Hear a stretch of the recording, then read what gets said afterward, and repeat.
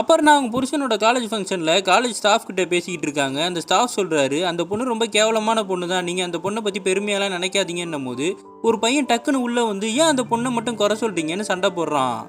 அப்புறம் அந்த பையனை பார்த்ததுக்கப்புறம் நைட்டு வந்துட்டு இந்த இறந்து போன பொண்ணோட சோஷியல் பேஜ் எல்லாம் எடுத்து பார்த்துட்டு இருக்கா. இந்த பையனோட நிறையா ஃபோட்டோ இருக்குது. அந்த பையனோட பேஜை கண்டுபிடிச்சி அவனுக்கு மெசேஜ் பண்ணி அந்த பையனோட நம்பரையும் வாங்கிடுறா. அப்புறம்னாக்கா அவன் புருஷன் மேலே சந்தேகமாக இருக்கிறதுனால அந்த பையனுக்கு மெசேஜ் பண்ணி தனியாக ஒரு காஃபி ஷாப்புக்கு வர வச்சு நேரில் போய் மீட் பண்ணுறா. இறந்து போன அந்த பொண்ணை பற்றிய கதையும் கேட்குறா. அந்த பையன் சொல்கிறான், அவ்வளோ தனியாக ஒரு அப்பார்ட்மெண்ட்டில் தான் இருந்தா. ஒரு நாள் நான் மீட் பண்ணி, நீ லவ் பண்ணுற பையனையே எங்களுக்கு இன்ட்ரடியூஸே பண்ண மாட்டேன்னு கேட்கும் போது, நான் ஏன் எல்லாருக்கும் இன்ட்ரடியூஸ் பண்ணி வைக்கணும், எனக்கு மட்டும் தெரிஞ்சால் போதும், அது மட்டும் இல்லாமல் அவர் மேரிடுன்னொன்னே நான் ஷாக் ஆனேன்.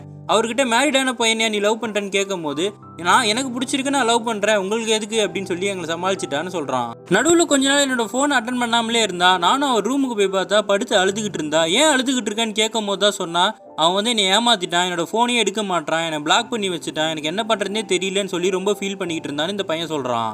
அப்போதான் எனக்கு ஞாபகம் வருது, அந்த பொண்ணு சாவறதுக்கு முன்னாடி உன் புருஷன் என்னை கடைசியாக பிளாக் பண்ணிட்டான்னு. இந்த விஷயத்தெல்லாம் வச்சுக்கிட்டு இந்த பையன்கிட்ட கேட்குறா, என்னைக்காவது என் புருஷன் பேரை வந்து அந்த பொண்ணு சொல்லியிருக்காளான்னு கேட்கும்போது, இல்லை கடைசி வரைக்கும் அந்த மாதிரிலாம் சொன்னது கிடையாது, ஆனால் நானும் அதே காலேஜில் தான் படிச்சிருக்கேன். உங்கள் புருஷனோட ரூமுக்கு நிறையா பொண்ணுங்கள்லாம் போயிட்டு வருவாங்க, அதுவும் சின்ன சின்ன ட்ரெஸ் எல்லாம் போட்டுக்கிட்டுன்னு உடனே இவன் அங்கேருந்து கோச்சிக்கிட்டு எந்திச்சு போயிடுறா.